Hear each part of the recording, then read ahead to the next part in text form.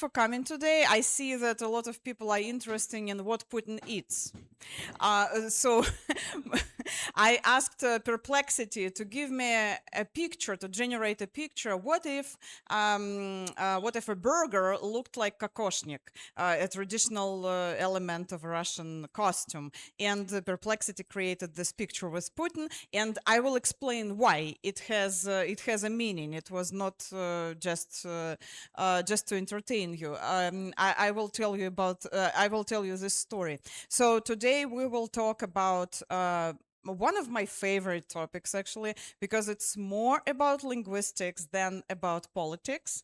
And I love everything related to language, to linguistics, and I will explain some Russian words to you and how they translated into English, and how in Russia, especially in the last several years, they are trying to get rid of some English words and replace them, or some English names, titles, and replace them with some original Russian words. But they are all actually not original Russian words. They're almost all borrowed, and you will hear a lot of stories about that. And a little introduction before that, introduction of the topic. So in general, in Russia, there is that attitude towards language. There are a lot of purists, people who want to protect language. I guess people like that, you can meet them in any country, who want to protect their own language and to create their own words instead of borrowed words. And I would say that attitude towards language, it was always there in Russia, like kind of protective. There were always a lot of people like that. But what we see in the last years, it came to another level. Now it's more not, it goes not from the society, like different initiatives, but more from the authorities, from the power. And it becomes like a policy, a new policy. And it's one of the puzzle pieces of all what is going on in everything, what is going on in Russia now. And language is a very, very important tool for Putin and for Putin's regime, and they want to control it, including like on the word level. How people use the language in their everyday life as well. But there are a lot of funny stories, and there are some tragic stories, and you will hear all that today. So actually, the last week and this week, they've been very they've been full of the events related to language, and I will start with one of them. So this is a robot dressed in a Russian traditional costume.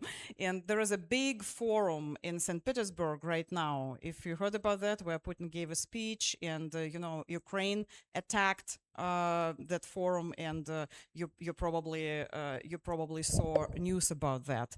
And so that economical forum, it's an annual event in Russia. And when I was a journalist and when I lived in Russia, I used to cover that forum as well. I went to St. Petersburg to cover it, to record different interviews, and they usually present some technology, like achievements there. And there are a lot of pictures and videos with those robots. But anyway, it's just an illustration. But just a day ago at that forum, Katerina Tikhonova, Vladimir Putin's daughter and head of Inna Praktika Foundation, called for stronger state support for Russia's Vysokotech, a newly promoted substitute for high-tech. The thing is that everybody knows the word high-tech in Russia. It's in the dictionaries, and it was included in the Russian dictionaries many years ago. So it's not like something that was borrowed recently and that spoils the great Russian language. So people know it, and everybody used that, including Russian authorities and people from different spheres. But she chose to use this word, and it's interesting that she decided to replace it, and nobody knows this word. Nobody say Vysokotech, and if I heard it, I saw the article, so I saw the word and I understood what they were talking about. But I think if I heard it, I wouldn't even understand what is that about, because no, it's just a non-existing word, but it's Russian. It has Russian. The first part, it has a Russian root, so it's more patriotic. That's why she decided to use it, and the journalists they noticed it, and they that's how actually people noticed it and started talking about that. So the term "vysokotech" reflects a wider wartime push to purge Russian public language of foreign borrowings and replace Anglicisms with ideologically approved domestic alternatives. So, as I said before, that word is not even in the dictionary. High tech is in the dictionary, but she chose the more patriotic version. And before that, the word high tech, widely known, that it appeared dozens of times in official quotations and in different statements of the authorities. So, as I said before, everybody used this. But I wouldn't be surprised if after her statement, people will start using that weird replacement, but we will see. And now the story about Putin and the burger. Uh, this is also from some recent news from last week. In yes, from the last week. So Russian politician Sergei Malinkovich proposed replacing the word hamburger or burger, just a burger, with Russian alternatives such as he said Russian alternatives, kotletnik, kokoshnik, or even Leningrad sandwich. And a Leningrad sandwich, he proposed the name Leningrad бутерброд, Leningradsky бутерброд. He said that Anglicism in public catering should be phased out and eventually restricted by law, presenting food vocabulary as another front in the campaign against Western cultural influence. But of course, everybody laughed. And but what's wrong with those replacements? First off, there is nothing wrong with the intention to replace the foreign words with your own words. It's nothing wrong with that. And in different countries, there are special commissions. For example, I've been to Lithuania, and I know they take very good care about the language, and they have a special commission. And that commission, they have linguists and specialists, like high educated specialists who offer the replacements for different words. For example, they offered, when the word selfie appeared, they offered the Lithuanian replacement for the word selfie, and the society accepted it, because sometimes the society does not accept, because language, it's like a it's alive. It's not, you can't order something to the language, and you can offer, and then society will use it or won't use it if it's not like a very very good replacement. So that word for selfie was kind of successful, and I know that people use it in some other words, but there were some words that the society didn't accept, and they told me that our role is we need to offer, but then the society decides. And if it's an international word and everybody uses it, there is no point to invent something else. And people understand each other. So there is nothing wrong with that intention. In France, you probably know that French people also have like are very protective of their language, and there is also like a French academy, and they decide what to include in the dictionary, and there are discussions. So there is a whole process. But in Russia, there is no such a commission, and they've never had it. And usually those initiatives, they come from people who don't even understand how language works. And they don't have any linguistic like understanding or special linguistic education. That's why they offer like really weird things, and everybody laughs at them. And nothing. I've been covering news about language since I don't know, Putin came to power in 2000. But I don't remember any situation when the word proposed by, let's say, Duma member was adopted by the society, by the Russian language. So all they propose, it has some political reasons, not linguistical, and it's just weird. So what's wrong with kotletnik, for example? There is a word kotleta, and this is kotleta. But the thing is that kotleta is not Russian either. Kotleta came from French, and it's a small rib cutlet, and so it goes back to French. And actually everybody knows that, maybe except that guy who offered kotletnik. That kotleta is not Russian. Also, that suffix nik, it's so some dishes have it, but it mostly used for like a device. For example, we could call a device with which you use to make kotletas, we can call this device kotletnik, because this kind of suffix is used for this. For example, freezer, холодильник. So it's this suffix is widely used for different devices, not only for the devices, but the association is like that. And I even checked that association, so I typed kotletnitsa, like in feminine. Kotletnik is masculine, kotletnitsa is feminine. So I typed in Google kotletnitsa, and it showed me dozens of items you can buy. Like, for example, buy our Wanda Kotletnitsa to make kotletas. So, so it's not something that will remind you of a dish. It's something that will remind you of a device or something else. And also that gives us the understanding that those people, they don't understand how language works. And also what is, and there was a joke. Wait a second. No, that, wait.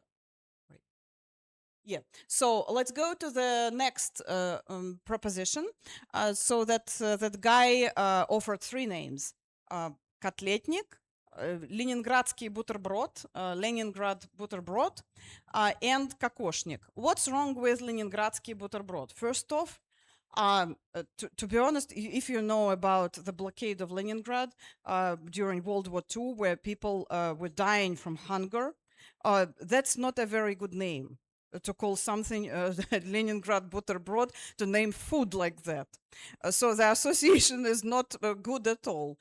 But the other thing is that the word buterbrod came from German. So why would you propose something that is not Russian either? And this is actually classic buterbrod because it's butter and bread, like an open sandwich. And there was a Soviet Russian poet, and when that Russian politician proposed to rename a burger, everybody remembered his poem. No, we said to the fascists, our people will not permit our fragrant Russian bread to be called brot. That was a like a patriotic poem during World War II, or after the World War II. So the key point is not just the rejection of a German word, but the idea that using a foreign label for something Russian is a form of symbolic surrender. So we won't surrender. We won't call our Russian bread brot. But then they did call it butterbrot, and now they're fighting against hamburger. And the third name, this is kokoshnik, so traditional element. I don't know even how to comment on that because there is no explanation why he offered that. The same the same way we could name the burger balalaika or something like that, like just a Russian word, with any Russian word. But it doesn't make any sense. He just picked something that associated with Russian traditions, Russian traditional elements, and therefore for him it's associated with patriotism, and he offered to name it kokoshnik. That's why on the first slide was Putin. I put Putin with kokoshnik, eating that burger named kokoshnik. But what? Why don't they like the word burger? Why did they decide to get rid of it? I say they because, but I'm mostly talking about the particular the particular guy, because I'm sure that the Russian society doesn't want to get rid of their burgers, and but so why burger? I think because the burger is associated with like Westernization, with America, and the word they use very often in Russian propaganda, Anglo-Saxons. It's associated with something like with enemies, and nowadays they need to replace it with something that is more patriotic. Although those words are not even Russian, but they are okay. They're French and German, but they are not from that English-speaking world. And English language is kind of unfriendly language. In Russia they have a list of unfriendly countries, and the English language slowly becomes like a not friendly language. And there is even a joke like that. After all Anglicisms were removed from Russian, the French started understanding Russian without a dictionary.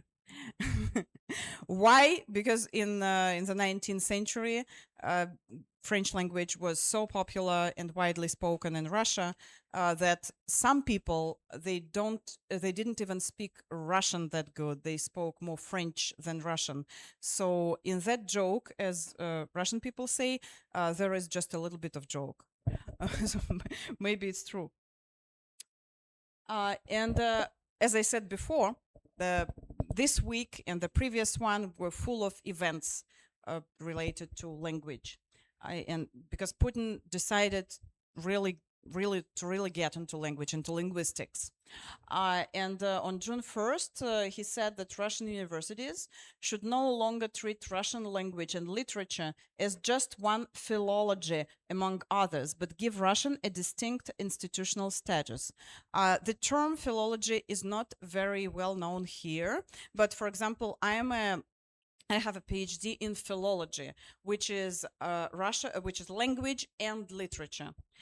It's kind of linguistic, but it has literature as well, and it's very common in the former Soviet countries, the discipline philology. And so not only, but I mean it's not that widely used here in the United States. And there are a lot of philology faculties and in the Russian universities, and usually when you go to that philology faculty, you study not only Russian philology, but it's like that philology is part of other languages, like for example groups of languages, and he wants to separate it. He wants to separate Russian language from other languages and establish new faculties, Russian as a state language. And that was very interesting when I first heard it. And I actually talked to some linguists from Russia, philologists, and I talked to them anonymously because they cannot talk openly. So I asked them what they thought about this initiative, and they told me. So one professor from St. Petersburg, she told me that it doesn't make any sense. Maybe it will stay just on the level of statement. Maybe they won't do, although everything possible in Russia now, but maybe it will just stay as a statement. But the thing is that it will lead to a lot of like bureaucracy. They will need to open those new faculties, to hire people, like a lot of money. But at the same time, she said like they don't need that many Russian instructors, Russian language teachers. They don't need that many specialists. They have already plenty. There are a lot of faculties in different universities, and it's just there's no need. there is no shortage in people like that and philologists. So why does he need it? And if they will do it, if they go forward, it will mean, as I said, opening new institutions and spending money, hiring people, but also it will devalue the profession as well, because they will hire, probably they will quickly hire like not very prepared, well prepared people, like not very professional. And actually that's what happened in the so there is a domain in linguistics, linguistic expertise that is used, for example, in the court. And in the last several years, even before the war, that process started before the war, that domain was completely like corrupt, because they started hire a lot of not they started like teach people very very fast to get more experts, because they needed experts for to sentence people, that like opposition leaders and activists, and they need experts, like special experts pro state, and those experts are, a lot of them are not educated at all, so they can't even they don't even know like very simple terms. And there are independent linguists, for example. Let's say there is a Russian anti-war activist, and there is a process in the court, and there is a prostate expert linguist, and there is an independent linguist, high educated and specialized in expertise. And there were cases like that, like several cases. I'm not talking like just about some abstract situation. And that prostate linguist will prepare their expertise, and that independent linguist would read that expertise and say, they like there are spelling mistakes, and they are just they name it's a noun, and they say it's an adverb or something like that. So like basic level, and they make a lot of mistakes, but the court wouldn't accept the independent expertise, because it's an independent linguist. And there were cases where people like would prepare those expertise to help the activist, but then they would lose their jobs. So the whole domain of that linguistic expertise is corrupt, and maybe that might happen with philology in general, if they go forward and create those special faculties in Russia. But again, my sources, they think it will just stay as a statement, like political statement, what like Putin's intention. But we will see what will happen. And I just want to remind you that so Putin wants to create that concept of Russian as a state language, Russian as a main language dominating. But actually, Russia has more than 100 minority languages, making one of the most linguistically diverse states in the world. And but Russian at the same time is the only official state language, and other languages may receive official status only within particular republics or regions, or the authorities might say publicly that they take care of those languages, but in reality they don't. And those languages are treated as like secondary languages, if not less, because Russian language is the national treasure, and other languages are just a decoration. And as I said before, there are funny stories and there are tragic stories, because, for example, there is this is the guy, a professor from Udmurtia, one of the Russian regions, that has its own national language, and he set himself on fire in 2019, and he died. So you see this. He said that if my language dies tomorrow, then I'm ready to die today, because he didn't see any efforts of state to help their language, their culture. It was only all like on paper, and in reality, those languages are not protected, and not people are not the authorities, Russian authorities. They're not trying to develop them or help them. And that leads to the tragic situations like that. As I said, Putin decided really really get into linguistics, and he's not the first one who did this. It's a Soviet heritage. He's not the first one who gets into linguistics. In 2050, Stalin inserted himself directly into a major Soviet academic debate by publishing Marxism and Problems of Linguistics. And the text attacked the dominant linguistic doctrine associated with Nikolai Marr. There was a linguist like that. He was like pro-state, but then he became he became like a the opposite, and that abruptly changed the course of Soviet linguistics, showing that in Stalin's USSR, even philology could be reordered by political command. And Stalin always said that there was like a well-known Stalin's modesty, false modesty. He would say like, "Oh, I'm not a non-specialist." He presented himself as not a linguist, not specialist, yet his intervention carried the force of doctrine. Once he spoke, the disagreement effectively ended. And Putin does actually exactly the same, and he's cosplaying Stalin in this area, because Putin in my previous talks we talked about like how Putin speaks and how Trump speaks, and we compared them a little bit. And I said that Donald Trump, he's very he's not modest when he's talking about himself. So he's saying, I'm the best specialist in this and that. And Putin, they have something in common, but at the same time, Putin presents himself as very modest.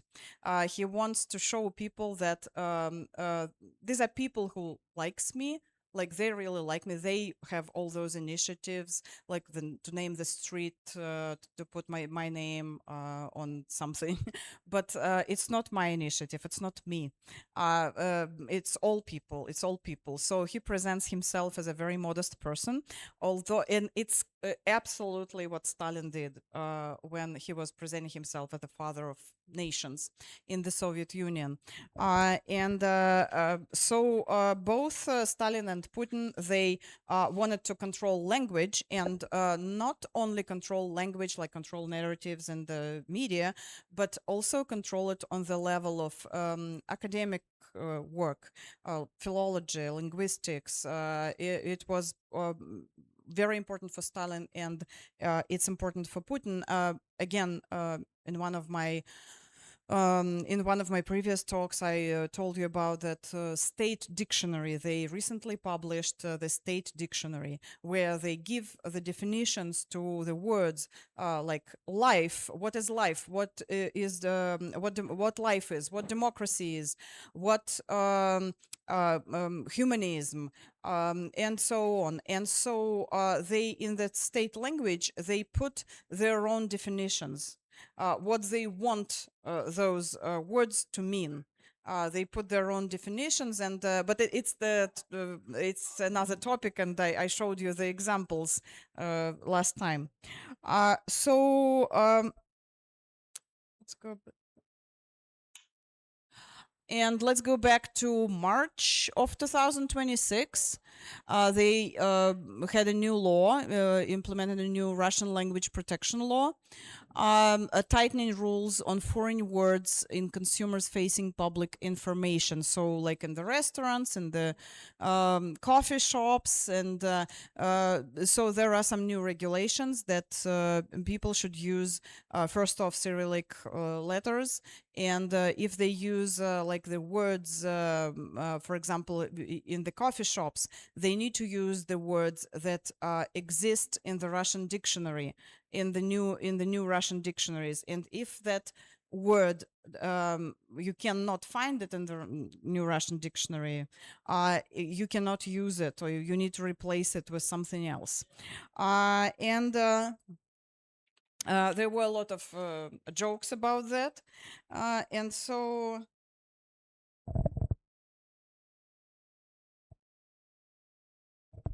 also, so that attitude towards foreign language, towards foreign science, foreign words, it's getting more and more um, like unfriendly, as I say. So that they treat any foreign, especially English science as unfriendly.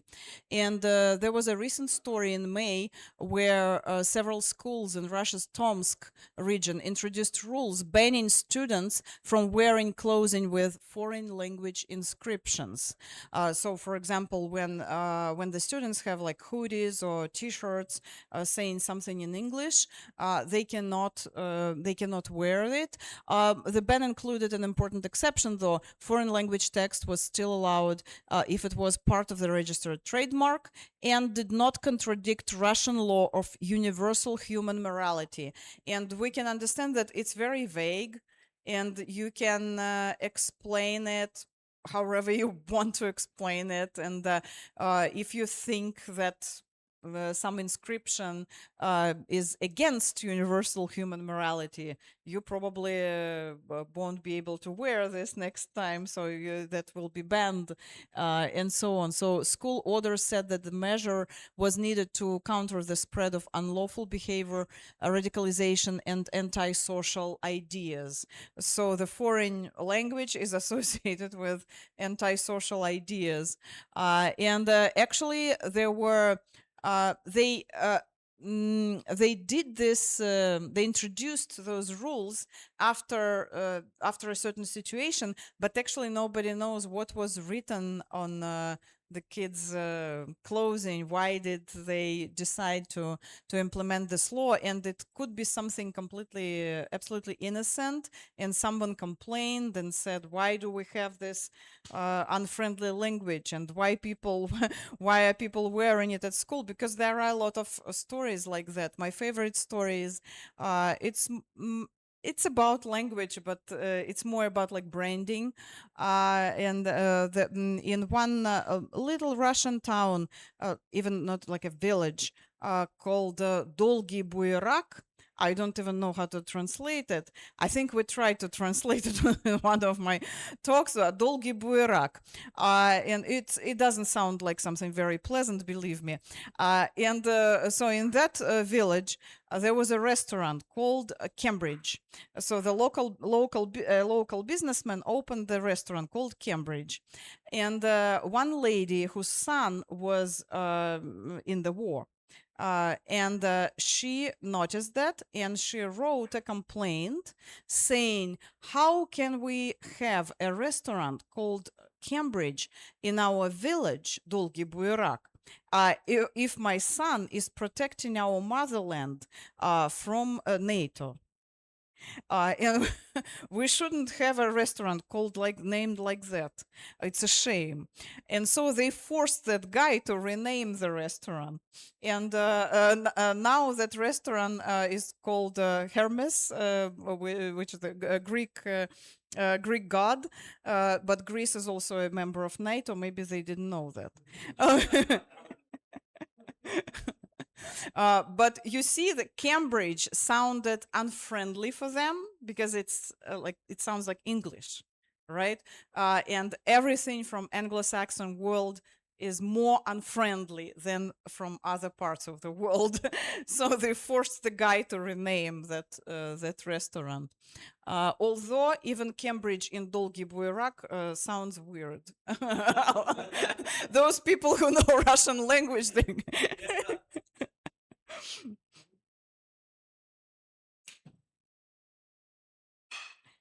Oh, actually, there was a video here. Okay. I'm not sure I can play a video. No? How can play a video? I don't know. But there is a video. I saw it on social media. It's a Russian veteran of World War II veteran, or how he presented himself. I don't know. So someone was interviewed. The state TV channel Россия Russia was They were interviewing him for the May 9th, the Victory Day, and he said, "This is the quote." He said, so I'm not against them striking Kiev today. I'm not afraid to say that. It means it's already something we need to learn, because just imagine when leaders like these in the world, Zelensky and the French guy and the Armenian prime minister, speak English. That's just monstrous. That's a parody. So the guy wants to strike Kiev because people are speaking English.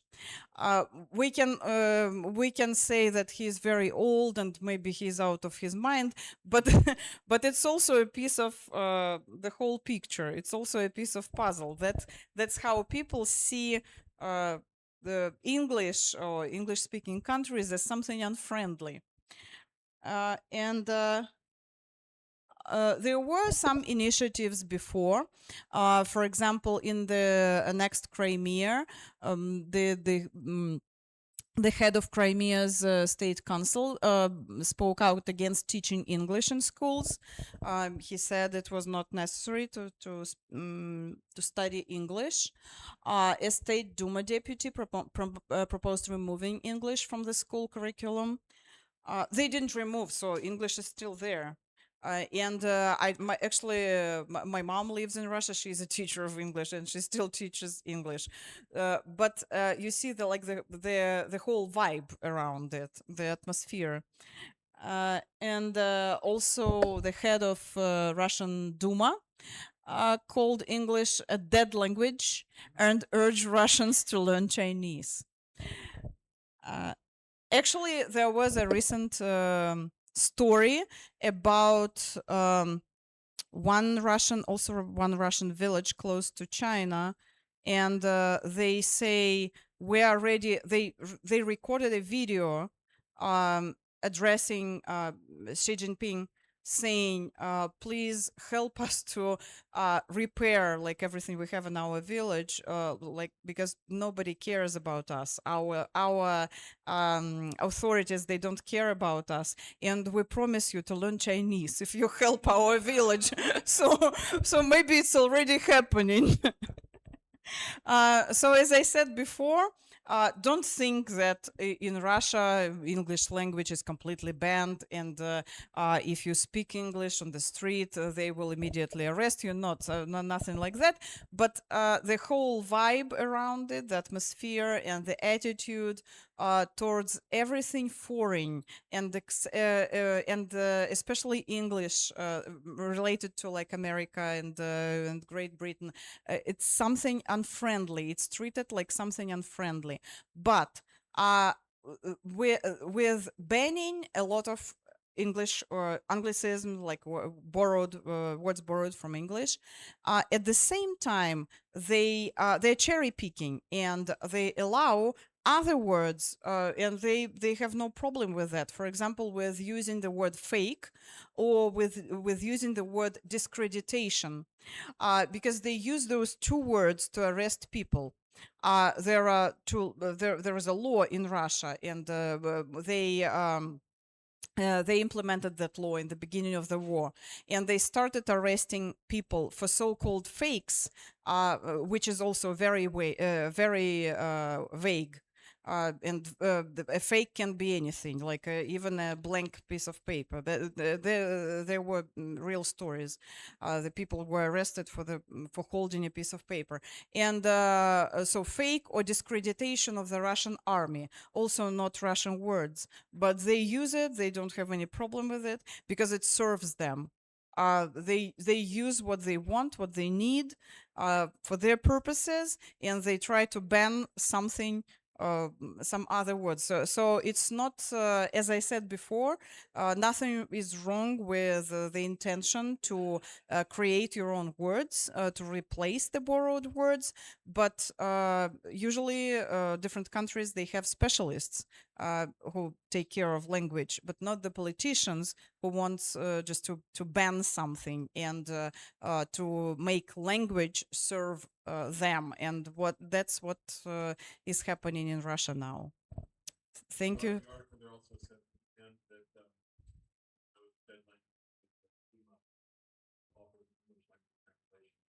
Yes. Yeah, it's not dead yet. So if you have any questions, you're welcome. Thank you. I probably need to pass a microphone, but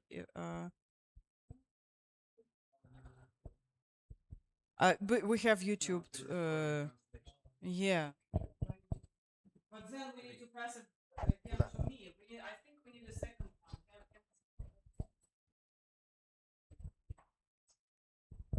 one. So I have a question, but I'm going to start with a comment first. When you were talking about Kotletnik, it actually reminded me, and some folks here might remember this, but in the 60s, here when right in the really early hot part of the Cold War, the progressive part of this society was associated with socialists, and which tied into Marxism. And so we had poets that were called beat poets.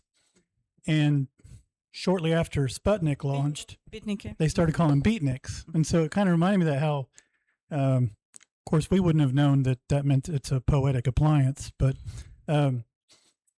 it did get me thinking when you were talking about this, because we kind of did a similar thing more recently. You might remember when they were trying to get a coalition again to attack Iraq for the second time in our country, and France wouldn't sign. Just right down the street, the Congress passed a thing to change French fries in the cafeteria there at the Capitol to freedom fries. So what my question is I realize some of this is, like you said, where countries try to protect their language, but they wouldn't have called it trolling in the 60s. But do you think some of this might be propaganda towards the West, like for us to hear these stories and think they're rejecting our words just as much as it is for them actually trying to change things in their own society? I don't know. Probably not about Kotletnik, but there are some stories like they wanted to rename after the annexation of Crimea and after the first sanctions were put in Russia. So they wanted to rename the coffee Americano into Russiano, like Russia. And some of the coffee shops in Crimea, in the next Crimea, they did rename it. But for the short period of time, they renamed it back. As far as I know, they they don't call it Russiano. But there was there is something like that. So they kind of want the West to see it like, look, we don't need you Americano. We have our Russiano. And I remember how I'm also like from a little town, not from Dolgi Buirak, but but from a little town near Moscow. It's actually also has a weird name. It's called Железнодорожный, which means a railway station town. And once when I lived in Ukraine already, so it was during maybe 2014, 2015, and I went back to Russia. It was during that sanction period when they applied first sanctions.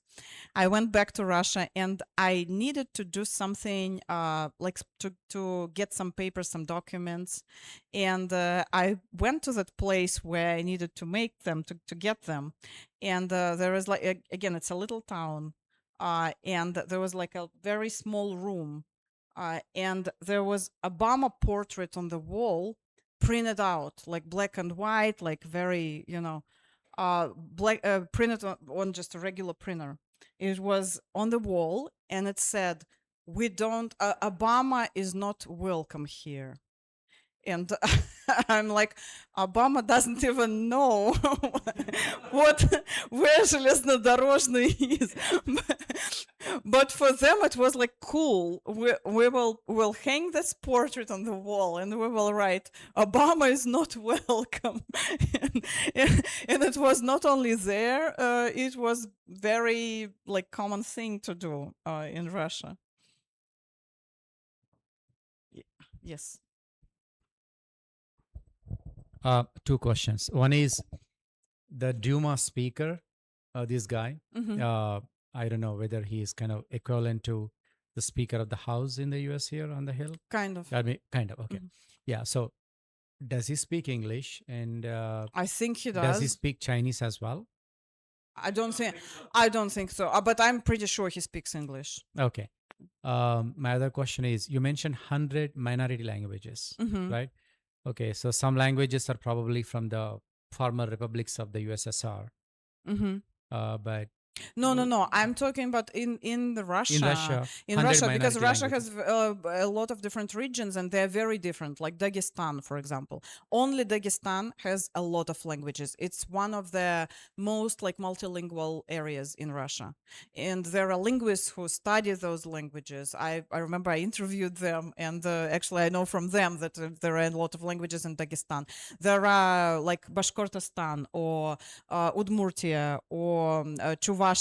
So there are a lot of languages. Or on the in the north of Russia, there are languages, and some of them are disappearing just because nobody is taking care of them. But some of them are pretty well developed, but they also need like support.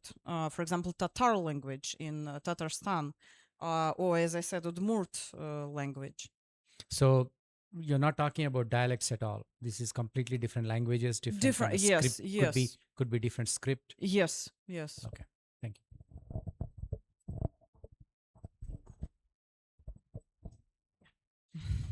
Do you see any significant similarities between the current wave of anti-Western sentiment and any iterations that date back to the pre-Soviet Empire era or the 19th century? Or do you think this is quite Soviet in its nature, like quite 20th century? It's a very good question. I think it's mostly Soviet, but I think it goes back to the Russian Empire as well. It's all like blended.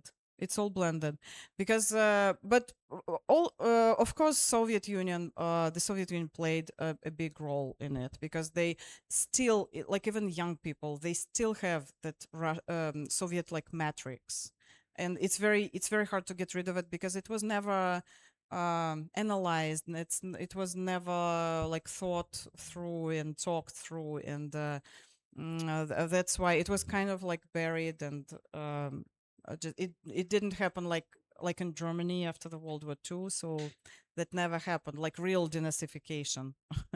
Not what Putin is doing now with Ukraine, and he's calling it denazification. It has nothing to do with the real denazification, and so it was never kind of reflected. And but I think it goes back to the Russian Empire as well, that imperialistic mentality, and then it was solidified with Soviet mentality, which was also like an empire. So it's a huge like basis, and I don't know how to like really overcome it.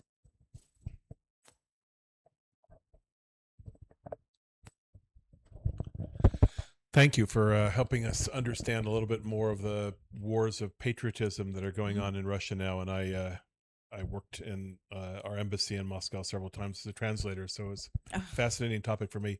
When I was there in 1990 to 92, everything in the city was in Cyrillic, and most of the words were Russian or perhaps French or German or English origin. But they were all in Cyrillic. But all in Cyrillic. Yeah. And the last time I was there, 2019 to 2021, not only were there a lot of non-Cyrillic script everywhere, which was good for tourists, but also sometimes in Cyrillic words that I did not recognize, and I had to sound out, and then I realized it was an English word that they just rendered in Cyrillic. Yeah. Because it was trendy. The shops and restaurants were all using English words, sort of catchy. And I guess that's my question now. If you listen to Russian hip hop and music, very popular with young people, it is full of English words, and the sort of style, the clothing is they're trying to ban. I wonder if a lot of this is really more of a sort of conservative, patriotic, but also a little bit sort of older Russian backlash against the fact that English language is pop culture among young people around the world, and they don't want Russian young people to be influenced that way. I think Russian young people are less influenced with propaganda, by propaganda, and they, as far as I know, Russian young people, they use a lot of English words, like just in their everyday language, and I think it's just because they want to be a part of the world. And they're less, as I said, they are less influenced by propaganda, so that's why they use English language. I'm not very familiar with hip hop or some music, so I can't talk about that. But I know in the everyday language, they use all those words like crush and cringe and all the words the the American teenagers know, the Russian teenagers know as well. And it's actually a good sign because they're connected to the world.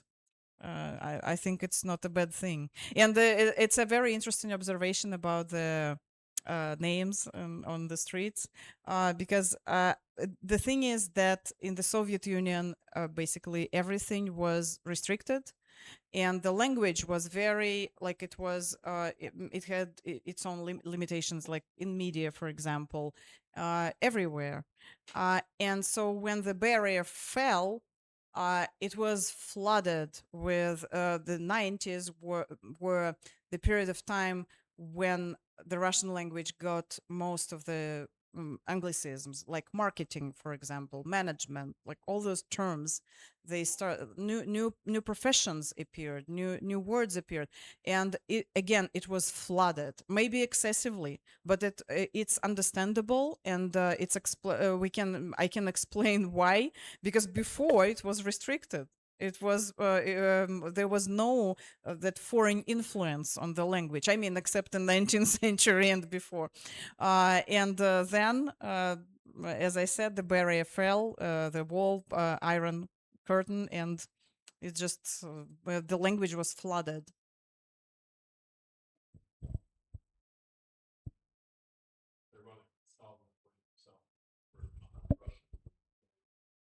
Right. Okay, thank you so much. Thank you. We can continue talking over there. Thank you.